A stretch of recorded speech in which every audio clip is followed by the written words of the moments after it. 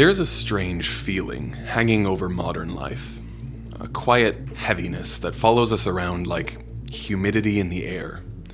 You can sense it when you scroll through TikTok shop late at night, or when you open a package from Amazon that somehow arrived only 6 hours after you ordered it. You can feel it when you walk into a store and everything looks shiny, but also crappy. Brand new, yet weirdly outdated. It's the feeling that everything around us was made quickly, sold quickly, consumed quickly, and forgotten even faster. We live in the golden age of overconsumption, hyperconvenience, and slop. The perfect conditions that have created what I call slopsumerism. What happens to society when everything we produce is designed to last as long as a viral trend? What happens when people become addicted to endlessly buying crap to fill the cracks in our lives caused by the very same system that we're funding?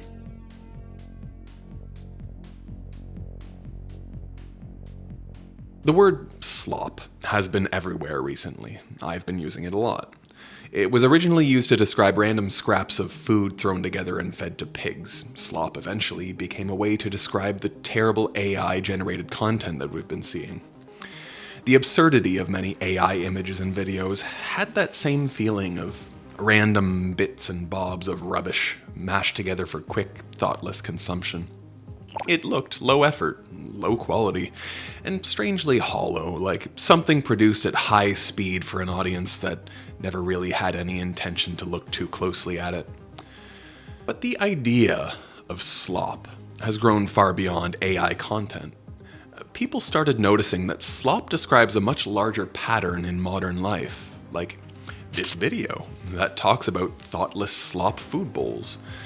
People now use slop to describe almost anything that feels cheap, rushed, and disposable, like clothes that stretch out after a single wash cycle, cheap furniture, flimsy tools, novelty gadgets that are bought without much thought and tossed out just as quickly. And unfortunately, this kind of slop has become way more than just products. It's become a system. It starts with creating the demand.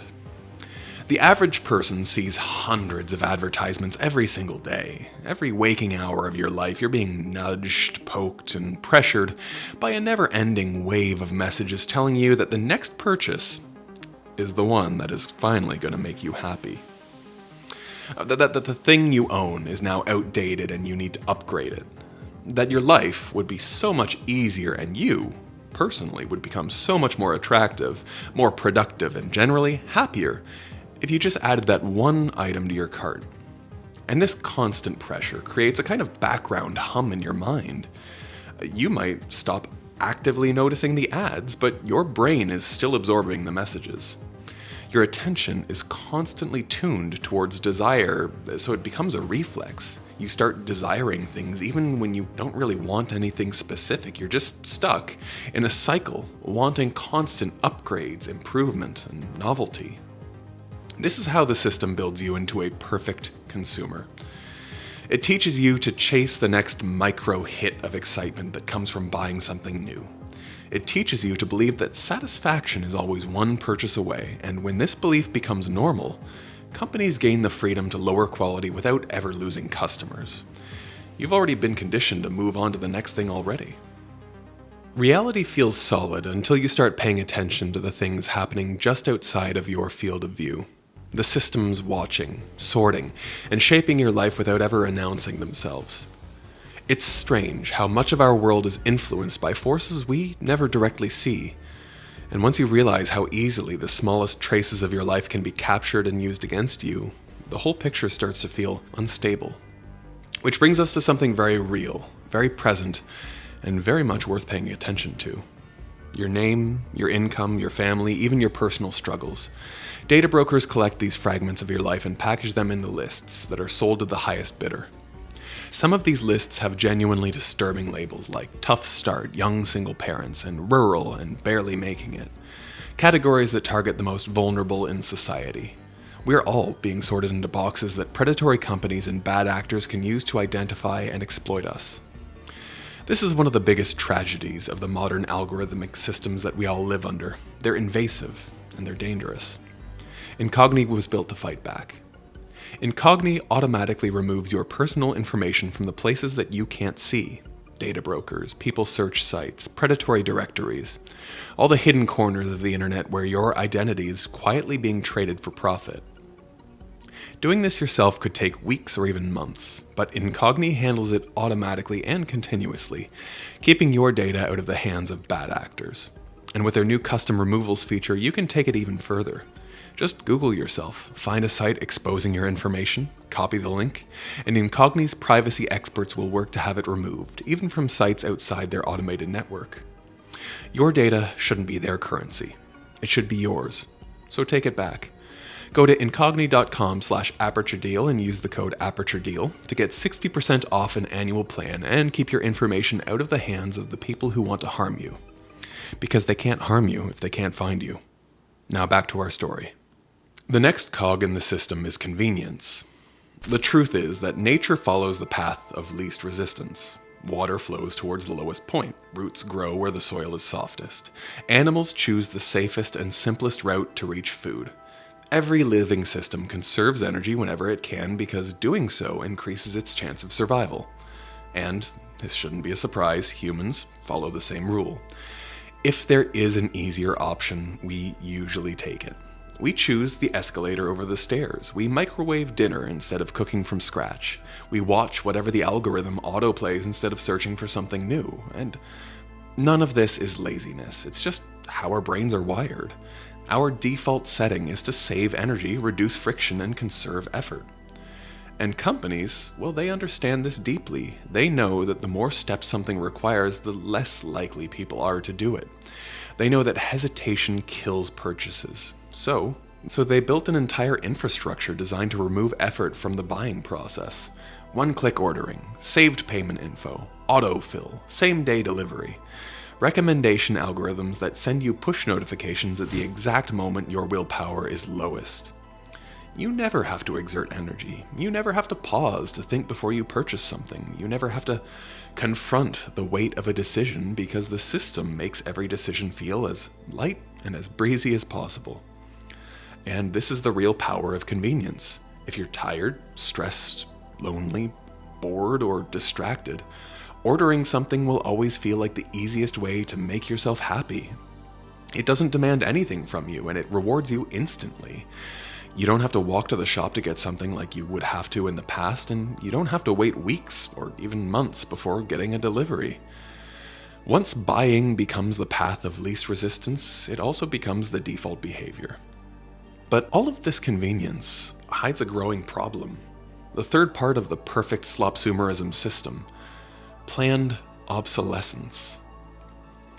Planned obsolescence is the strategy of designing products with intentionally short lifespans. Essentially, what you get is products that break sooner, decay faster, or just generally become dysfunctional long before they actually should. Products are also intentionally made to be difficult to repair, so once they go bad, the easiest choice becomes purchasing a new one.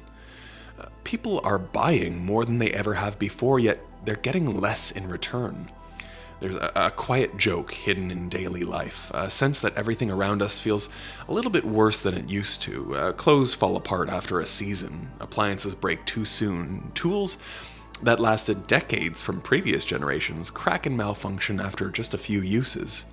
Even established brands, the ones that once symbolized craftsmanship, have lowered their standards. Shirts are thinner, zippers snag more often, shoes peel. The tag might still say the same brand name, but the object in your hands often feels different, cheaper, and more disposable. And the numbers prove it. Americans now buy around 68 new pieces of clothing every year, compared to around 12 pieces in 1980. Yet they keep each item for only half as long. We are consuming, follow me on this one, 60% more clothing, but each garment is designed to fall apart faster, or at least go out of fashion and end up in a landfill. Planned obsolescence pairs perfectly with convenience. If buying something new feels effortless, you barely notice the moment where the quality slips. So what? Your shirt falls apart. You can just order another. A charger breaks, just grab a replacement. A blender burns out. Well, with one click of a button, you have a new one on the way before you can even process what happened. And the system depends on this. If products were durable, companies would make fewer sales, and, well, we can't have anything happen to the shareholder profits now, can we? So, instead, products are designed to sit right on the edge of acceptable quality. Good enough to buy, but not good enough to last. Planned obsolescence completes that loop. Demand pushes that you want. Convenience pushes you to buy. Obsolescence pushes you to repeat the process again and again, each time without questioning why the object in your hands feels worse than the one that you grew up with.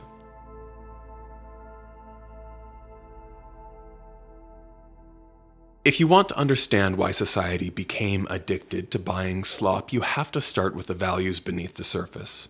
The worldview shaping our decisions, the beliefs shaping our habits, and the quiet cultural forces that whisper in our ears long before we even think about clicking a buy button.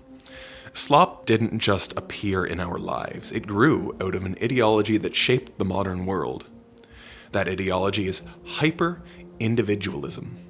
It's the belief that the individual self is the center of life, that personal fulfillment through personal achievement is the highest value, and that everyone is responsible for building their own destiny. And on paper, sure, this sounds empowering. It sounds like freedom.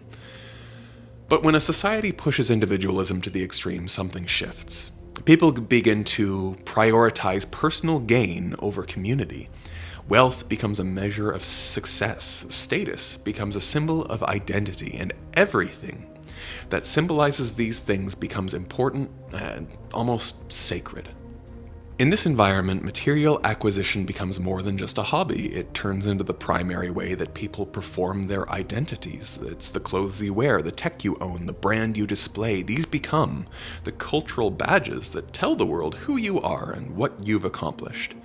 Sociologists have talked about a rise in narcissistic traits over the last few decades, a cultural pattern where more people report feeling special, deserving, and superior, even when those feelings are really built on shaky ground. It's a symptom of a society that encourages self-focus at the expense of compassion. This dynamic is also woven into the architecture of capitalism. Market systems rely on individualist philosophies. They rely on the idea that people freely choose what they want and that the market simply reflects those desires. If you choose something, that means you wanted it. If you want something, that means you should be free to buy it. And if you buy it, that is proof that the system is working. This circular logic is what's keeping the engine running. The problem with this logic is that it ignores the emotional forces behind consumption. Many purchases don't come from a genuine desire. They come from insecurity, loneliness, boredom, social pressure, impulse, or habit. A society built around consumption creates those emotions and then sells the cure.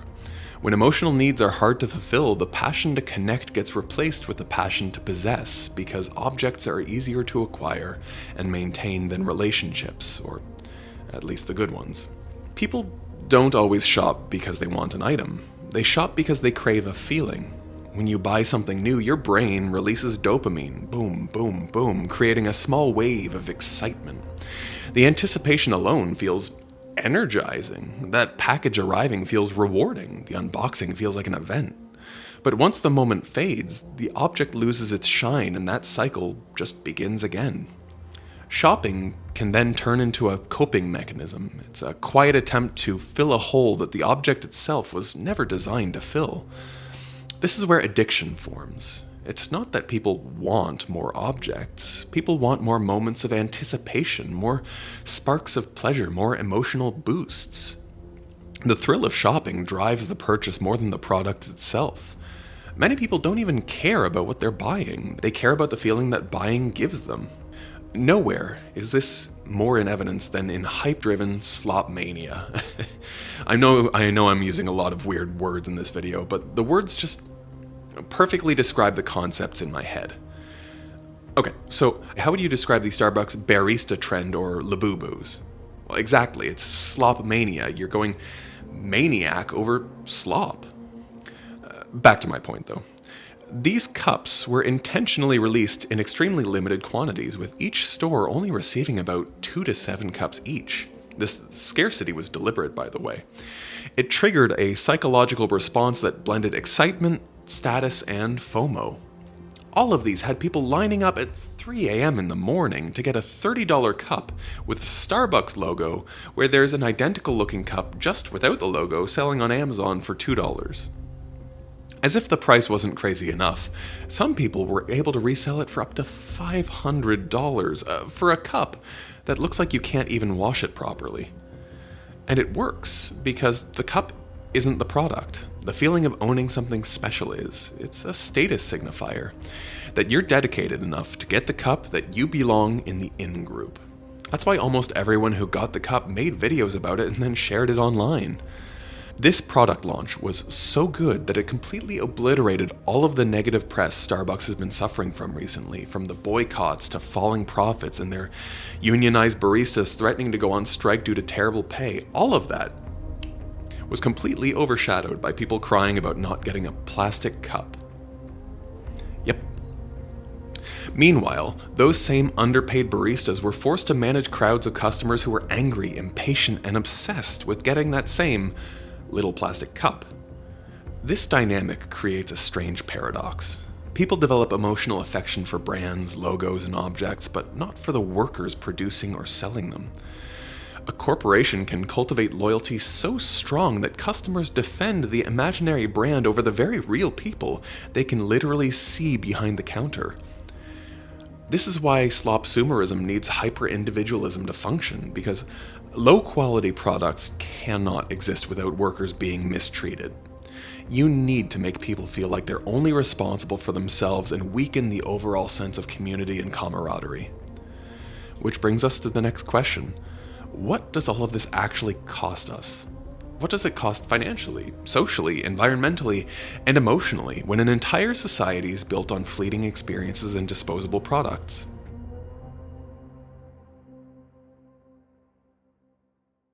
At this point, the shape of the slop cycle becomes impossible to ignore. You can see how psychology fuels it, how the system engineers it, and how culture defends it. But to understand why this problem matters, you have to understand the true cost implications of it, both on us individually and collectively as a society. Because slop doesn't just clutter your home or drain your energy. Slop takes something from you. It takes time, money, stability, peace, and, in many ways, your sense of self. But let's not get ahead of ourselves. First, the financial cost.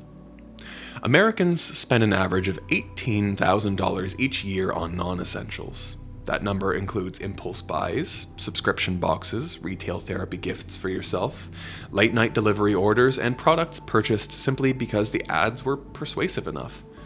That's enough for a down payment on a house or a huge chunk off your college debt.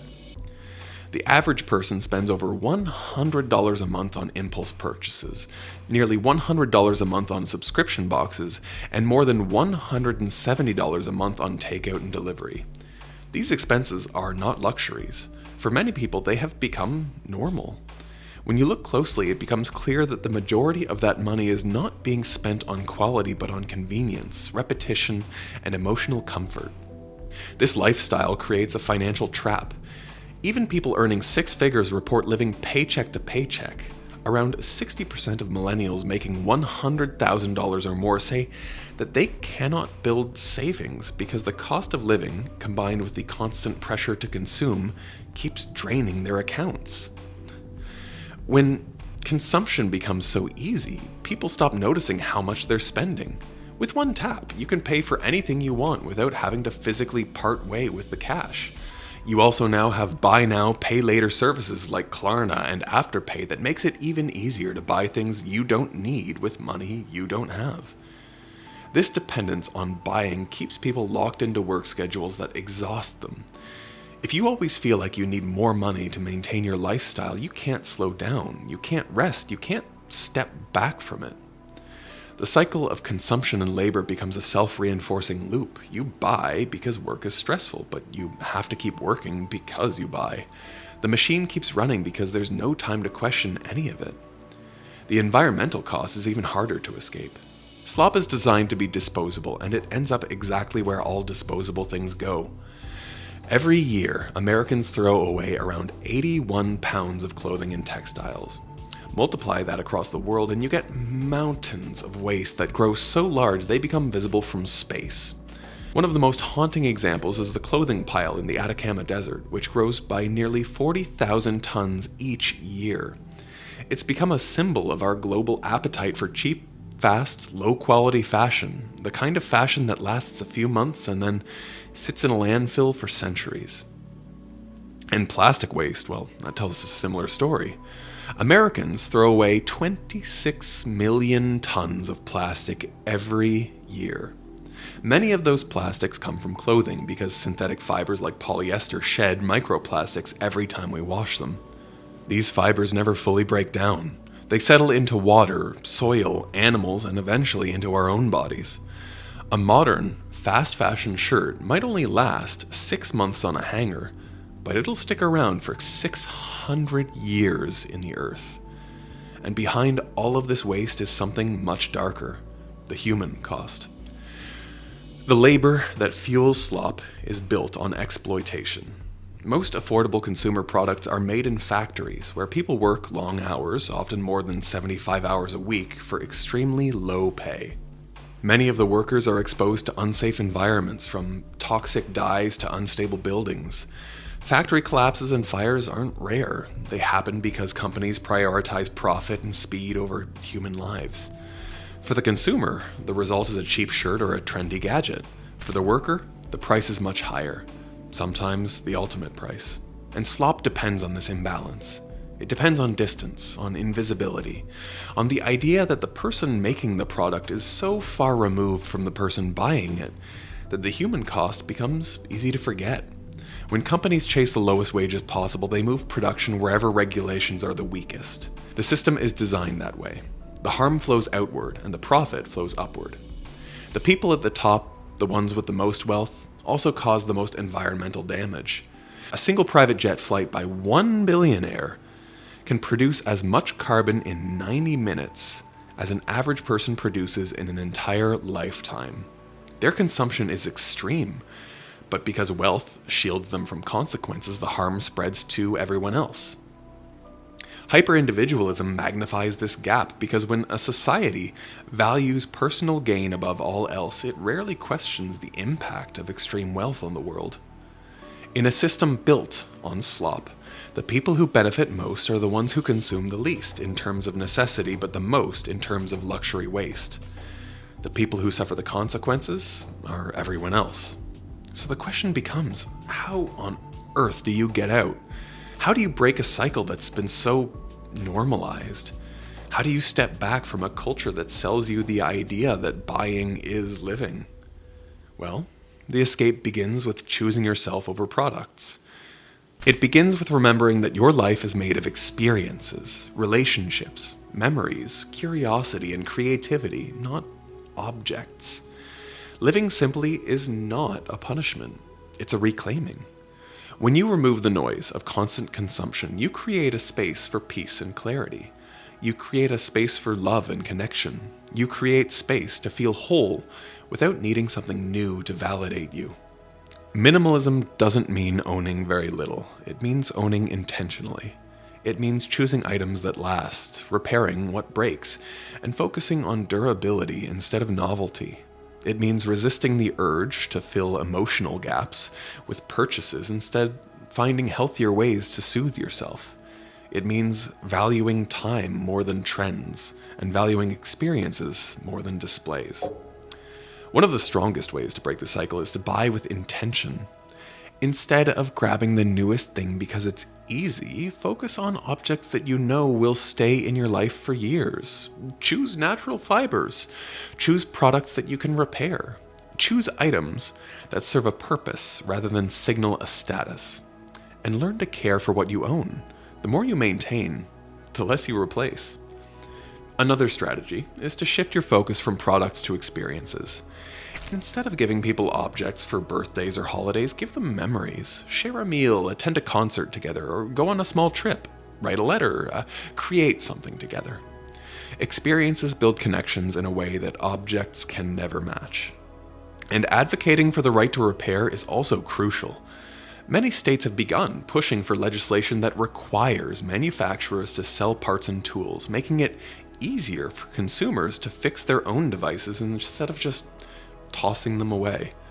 Repair culture slows down the consumption cycle, and it empowers people to keep what they own instead of discarding it. Most importantly, question the narrative.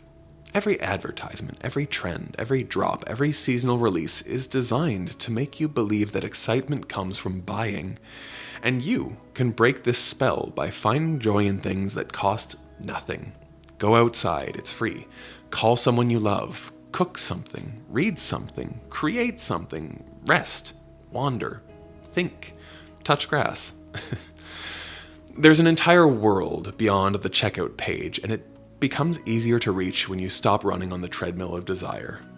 Now, slop isn't going to disappear when you stop buying it. The system will remain, but your relationship to it can change, and you can stop feeding it. You can stop letting it shape your identity. You can step out of the cycle and into a life that feels fuller, calmer, clearer, and more grounded. Because the truth is always simple. A society addicted to slop is a society that has forgotten what matters. But individuals don't have to forget, and you can choose a different path. And when enough people make that choice, the balance and power begins to shift. Companies notice, standards rise, and communities strengthen. And maybe, just maybe, the world becomes a little more sustainable, a little more humane, and a little bit less shaped by disposable living.